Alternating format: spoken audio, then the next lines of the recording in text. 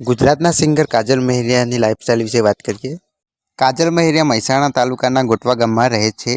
વાત કરીએ તેમના મમ્મી પપ્પાની। તેમના પપ્પાનું નામ નગીનભાઈ છે અને તેમની મમ્મી ઘરકામ કરે છે।